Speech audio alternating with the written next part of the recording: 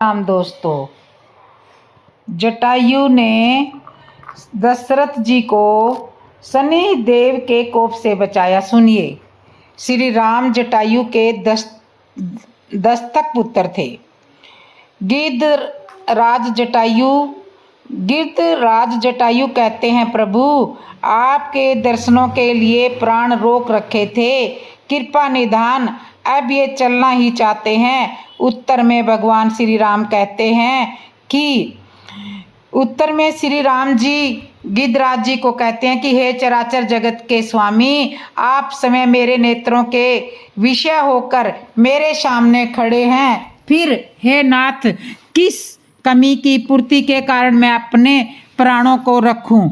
जटायु के द्वारा परोपकार के लिए यानी जानकी माता की रक्षा के लिए आपने प्राण न्यौछावर कर देने के कारण कृपा निधान प्रभु श्री राम जी का हृदय भर आया, क्योंकि जो अकारण ही करुणा का वर्षण करते ही रहते हैं। अतः कृपा निधान श्री राम जी नेत्रों में जल भर कर कहते हैं, कोमल वाणी में रघुनाथ जी कहते हैं, हे तात, आपने अपने श्रेष्ठ कर्मों से दुर्लभ गति प्राप्त की है। आगे दीन बंधु दीन दयाल श्री राम जी कहते हैं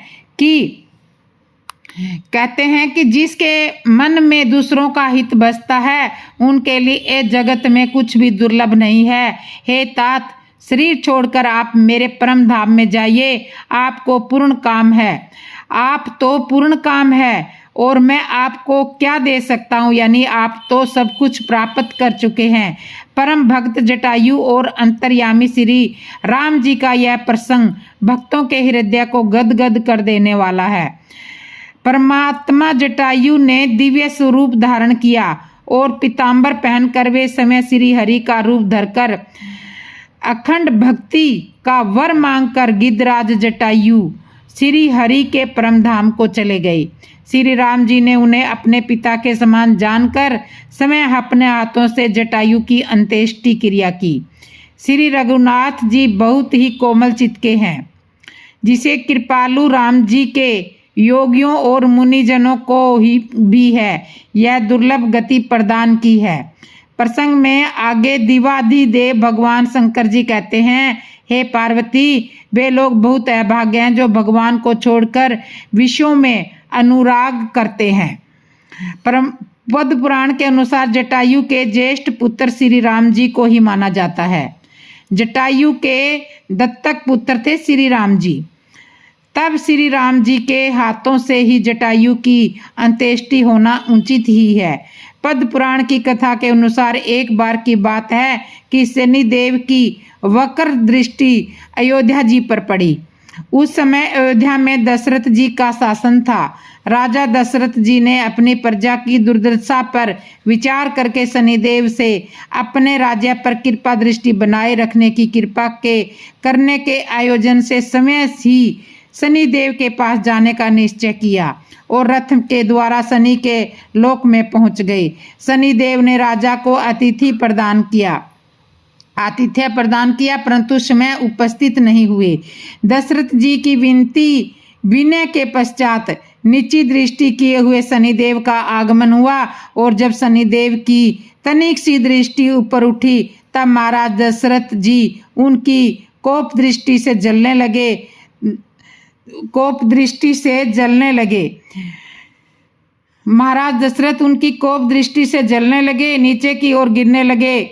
महात्मा जटायु ने देखा कि महाराज दशरथ जी धरती पर गिर रहे हैं, तब उनकी सहायता के लिए वे उनके समीप गए और विनती की, महाराज आप मेरे पंखों पर बैठ जाइए ताकि आप सुरक्षित धरती पर पहुंच जाएंगे। जटायु महाराज दशरथ जी को जानते थे, क्योंकि वे यदा कदा वन में मृग्या के लिए वन में जाते रहते थे। जटायु की सहायता से महाराज दशरथ जी धरती पर सुरक्षित आ गए और उन्होंने जटायु का आदर सत्कार बहुत प्रीति प्रदर्शित की तथा उनसे मंत्री मित्रता स्थापित की। वे पक्षियों के राजा थे। महाराज दशरथ चक्रवर्ती सम्राट आगे जटायु से महाराज दशरथ कहते हैं कि मित्र, हम तुम पर बहुत प्रसन्न है, वर मांगो। इस पर जटायु कहते हैं कि आप मुझे अपना ज्येष्ठ पुत्र प्रदान कीजिए, जो मरणोपरांत मेरी उत्तर क्रिया समय करके मुझे सदगति प्रदान कर सके। उस समय दशरथ जी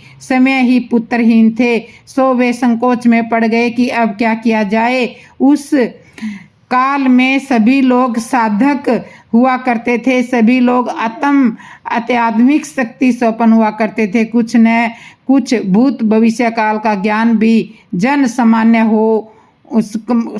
को हो जाता था। फिर वे तो दोनों ही सामान्य पुरुष नहीं थे। जटायु प्रजापति महर्षि कश्यप और विनीता के पुत्र थे। भगवान सूर्य के सारथी अरुण थे, जो महर्षि कश्यप और विनीता के पुत्र अरुण हुए। इनके दो पुत्र हुए, एक संपाति और दूसरे जटायु।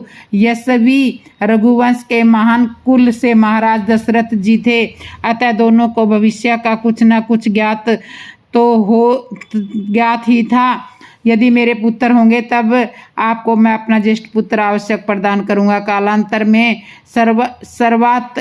सर्वात्र्यामी कृपालु प्रभु श्री राम जी का अवतरण हुआ। फिर मंगल वन गमन हुआ और पिता के वचनों की मर्यादा का करुणा सिंधु श्री राम जी ने बहुत भली प्रकार से निर्वाह किया और महात्मा जटायु की अपने कर कमलों से समय अंतिम क्रिया की। पिता के वचनों को सत्यासिद्ध भी किया। अब इतना ही नहीं, उनको उत्तमोत्तम लोक भी प्रदान किया, जो सुर दुर्लभ है। प्रीति की रीति को निभाना श्री राम जी से अच्छा कौन जान सकता है, यह सच ही कहा गया है। इतने पर भी मूढ़ दुर्भाग्यशाली लोग राम जी का भजन नहीं करते। एक छोटा सा प्रसंग मैं आपको सुनाती हूँ।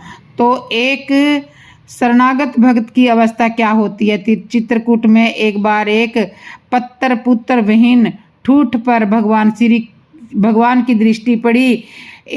एक जड़ विहीन अमर बेल उस ठूठ से लिपटी थी। अमर बेल की हरियाली से यह ठूठ हरा भरा लग रहा था। सीता जी ने पूछा, प्रभु इतने ध्यान से क्या देख रहे हो। राम जी ने कहा, आप यह ठूठ देख रही हो देवी, कितना भाग्यशाली है। इसके पास अपनी कुछ शोभा नहीं है, फिर भी यह कितना धन्य है कि इसे इस अमर बेल का संग मिला है। इसकी पूरी शोभा इस बेल के कारण है। सीता जी कहने लगी, प्रभु धन्य तो यह अमर बेल है जिसे ऐसा आश्रय मिल गया, नहीं तो यह जड़हीन बेल भूमि पर ही पड़ी दम तोड़ती रहती। कैसे तो ऊपर उठती, कैसे फलती फूलती, कैसे सौंदर्य को प्राप्त होती। भाग्य तो इस बेल का है, वृक्ष का तो अनुग्रह है। अब निर्णय कौन करे। दोनों ही लक्ष्मण जी की ओर देखने लगे। लक्ष्मण जी ने देखा कि उस वृक्ष और बेल से बनी छाया में एक पक्षी बैठा है। लक्ष्मण जी की आंखें भीग गई। कहने लगे, भगवान, न तो यह वृक्ष धन्य है, न यह बेल धन्य है। धन्य तो यह पक्षी है जिन्हें इन दोनों की छाया मिली है। मित्रों, यहाँ पर ध्यान दे, ब्रह्मा तो वृक्ष जैसा अविचल है और वह बस है, जैसा है वैसा है, तटस्थ है। जब भक्ति रूपी लता इसमें लिपट जाती है तब ही यह शोभा को प्राप्त हो जाता है। तो भगवान का मत है कि हमारी शोभा तो भक्ति से ही है। सीता जी का मत है कि भगवान के कारण भक्ति को सहारा है। भगवान की शरण ही न हो तो शरणागत कहाँ जाए। दीन बंधु ही न होते तो दीनों को पूछता कौन। परंतु लक्ष्मण जी का मत है कि धन्य तो मैं हूँ, माने यह जीव धन्य है जिसे भक्ति और भगवान दोनों की कृपा मिलता है। भवसागर से पार होने के लिए मनुष्य शरीर रूपी सुंदर नौका मिल गई है। सतर्क रहो, कहीं ऐसा ना हो कि वासना के भंवर में पड़कर नौका डूब जाए। तुलसीदास जी कहते हैं कि मनुष्य के जीवन में कर्म की प्रधानता है। चाहे रामचरितमानस हो या गीता, दोनों में कर्म को ही प्रधान बताया गया है। हम अपने कर्मों से ही अपने भाग्य को बनाते हैं और बिगाड़ते हैं। हमें कर्म के आधार पर ही उसका फल प्राप्त होता है। कर्म सिर्फ शरीर की क्रियाओं से ही संपन्न नहीं होता, बल्कि मन से, विचारों से और भावनाओं से भी कर्म संपन्न होता है। भगवान के सभी अवतार भारत में ही क्यों हुए हैं, क्यों होते हैं, जानिए। हम सभी भगवान विष्णु के दशावतार के विषय में जानते हैं। उस विषय में एक प्रश्न हमेशा आता है कि ऐसा क्या कारण है कि भगवान विष्णु के सभी अवतार भारत में ही क्यों होते हैं। श्री हरि तो समस्त विश्व के स्वामी है, फिर किसी अन्य भूभाग में वे अवतरित क्यों नहीं होते। इस प्रश्न का उत्तर श्री विष्णु पुराण में दिया गया है, किंतु इसे समझने के लिए हमें थोड़ा आगे पीछे के वंश का वर्णन तो देखना होगा। आइए इसे समझते हैं। हम सभी जानते हैं कि समस्त जगत और सभी कुल परम पिता परमात्मा जी से ही उत्पन्न हुए हैं। ब्रह्मा जी के 36 मानस पुत्रों में से एक थे महर्षि अत्रि, जो सप्त ऋषियों में से एक थे। उनकी पत्नी का नाम था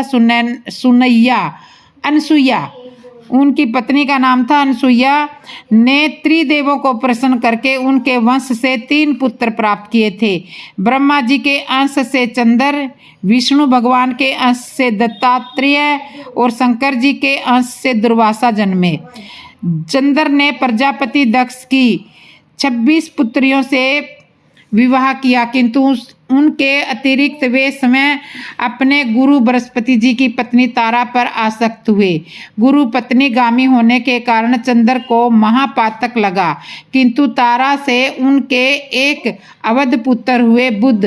दूसरी ओर महर्षि कश्यप और अदिति के पुत्र विवस्वान, सूर्य और सरन्यु के पुत्र ववस्व मनु ने यज्ञ द्वारा एक पुत्र की कामना की, किंतु उनकी पत्नी श्रद्धा पुत्री चाहती थी। इसी कारण उन्हें एक पुत्री की प्राप्ति हुई जिसका नाम था इला।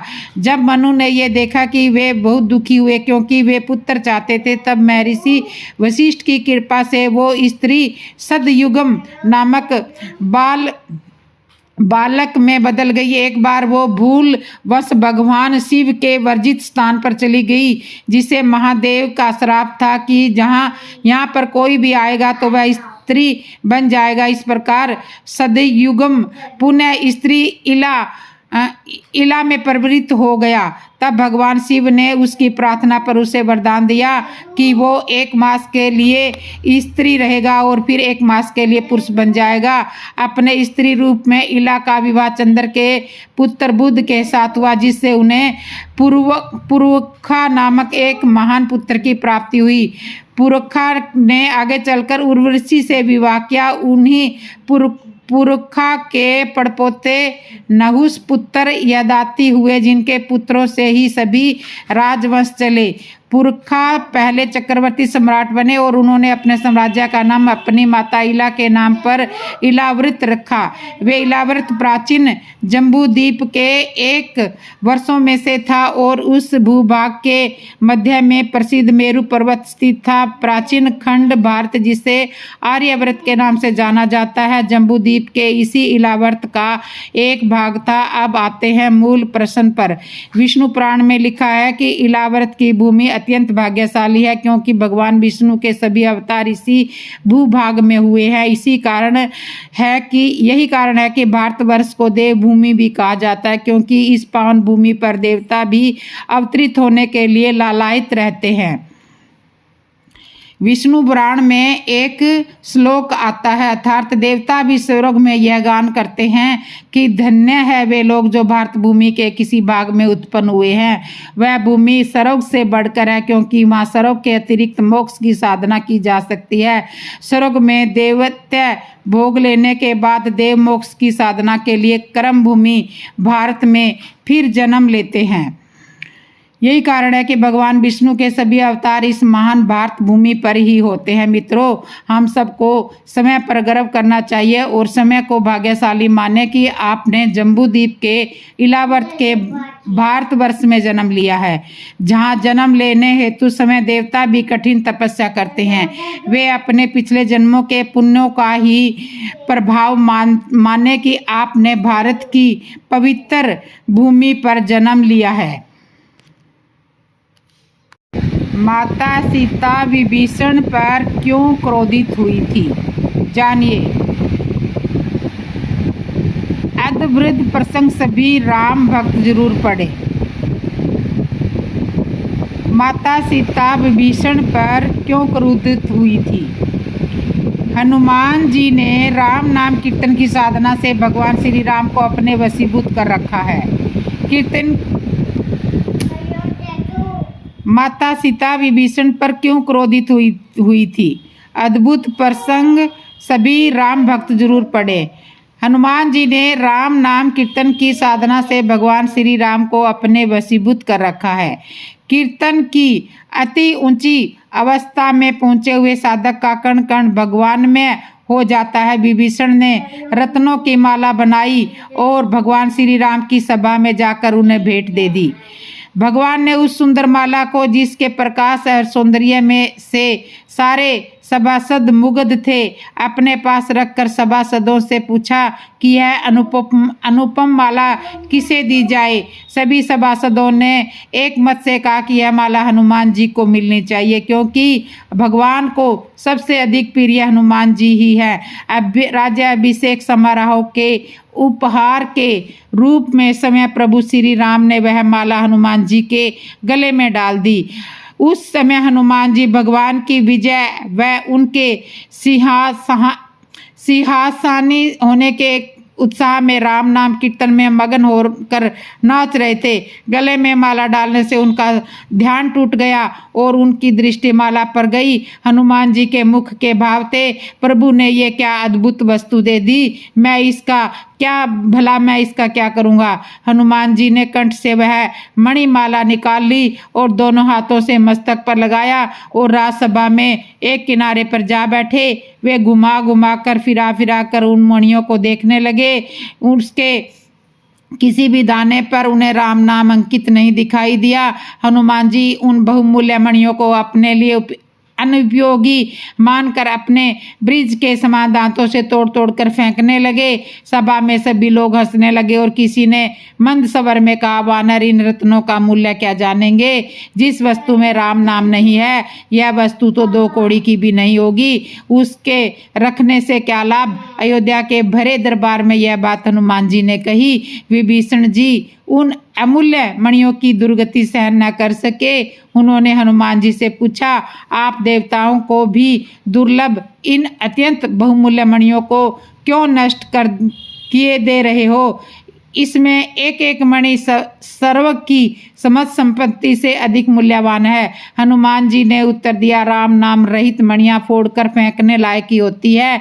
इसमें न तो श्री सीताराम जी का साकार विग्रह है और न ही उनका नाम। इन मणियों की बहुमूल्यता ही मैं ढूंढ रहा हूँ। सृष्टि में मेरे स्वामी के नाम और दिव्य रूप के अतिरिक्त और कुछ भी मूल्यवान नहीं है। विभीषण ने उनसे चिढ़कर हंसते हुए कहा कि क्या आपके विशाल शरीर में श्री राम जी का नाम अंकित है? हनुमान जी ने विश्वासपूर्ण स्वर में कहा, देखा तो मैंने भी नहीं है, पर आप ठीक कहते हैं, मुझे देख लेना चाहिए। जिस वस्तु में राम नाम न हो वह देखने, छूने और रखने योग्य ही नहीं हो सकती। कोई समझ ही नहीं सकता कि हनुमान जी क्या करने जा रहे हैं। भावुक हनुमान जी ने तुरंत शरीर की त्वचा को, छाती को अपने ब्रिज नाखूनों से चीर कर देखा तो उनके रोम रोम में राम यह परम दिव्य नाम अंकित था और उनके हृदय में जनक नंदिनी के साथ श्री राम जी विराजमान थे।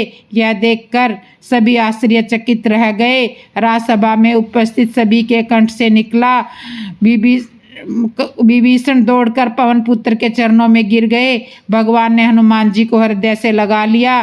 प्रभु राम जी के कर कमलों के स्पर्श से उनका शरीर पहले के जैसा हो गया।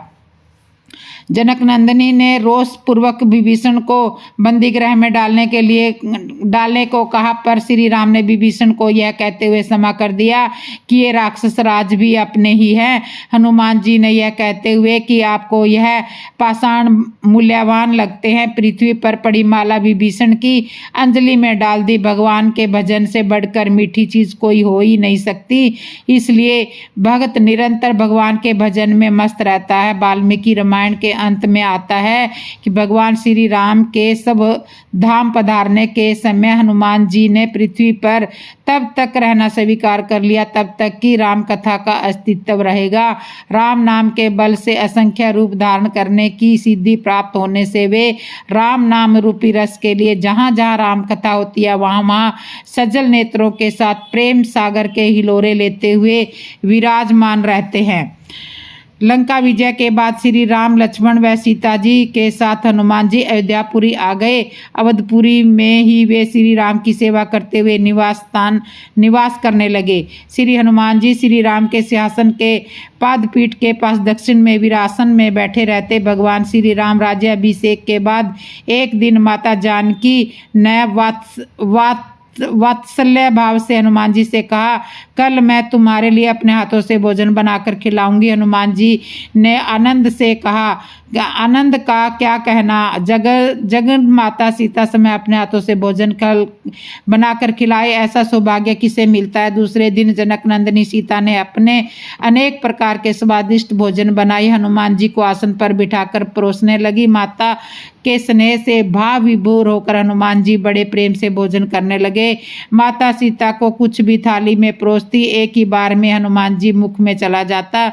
माता की रसोई का भोजन समाप्त होने को आया पर हनुमान जी के खाने की गति कम नहीं हुई। माता जानकी बड़ी चिंता में हुई कि अब क्या किया जाए। लक्ष्मण जी यह देखकर समझ गए और सीता जी से बोले, ये रुद्र के अवतार हैं, इनको इस तरह से कौन तृप्त कर सकता है। लक्ष्मण जी ने एक तुलसी दल पर चंदन से राम नाम लिखकर हनुमान जी की थाली में रख दिया। वह तुलसी दल मुख में जाते ही हनुमान जी ने तृप्ति की डकार ली और थाली में बचे हुए भोजन को पूरे शरीर पर मल लिया और राम नाम का कीर्तन करते हुए नृत्य करने लगे। आध्यात्मिक रामायण में हनुमान जी अपना परिचय देते हुए श्री राम जी से कहते हैं, देह बुद्धि से मैं अपने आराध्य श्री राम का दास हूँ, जीव दृष्टि से आपका अंश हूँ और आत्मा की दृष्टि से तो आप और मैं एक ही हैं। आप और मैं एक ही हैं। मित्रों, कुछ लोग कथा पढ़कर कथा के भाव को ना समझकर सवाल खड़े करने लगते हैं। अब यहाँ पर भी इस कथा में भी श्री लक्ष्मण जी ने तुलसी के पत्ते पर श्री राम नाम लिखकर हनुमान जी की थाली में रख दिया, जबकि एक दूसरी कथा के अनुसार श्री राम जी ने माता सीता को तुलसी पर श्री राम का नाम लिखकर हनुमान जी की थाली में रखने के लिए हनुमान जी को खिलाने के लिए कहा था।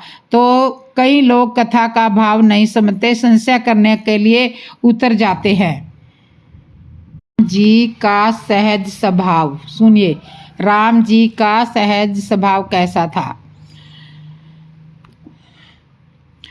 भगवान शंकर माता पार्वती को कथा सुनाते हुए कहते हैं, देवी जो राम जी के स्वभाव को जान लेते हैं उनके हृदय में भजन के अतिरिक्त दूसरा भाव कभी नहीं आता।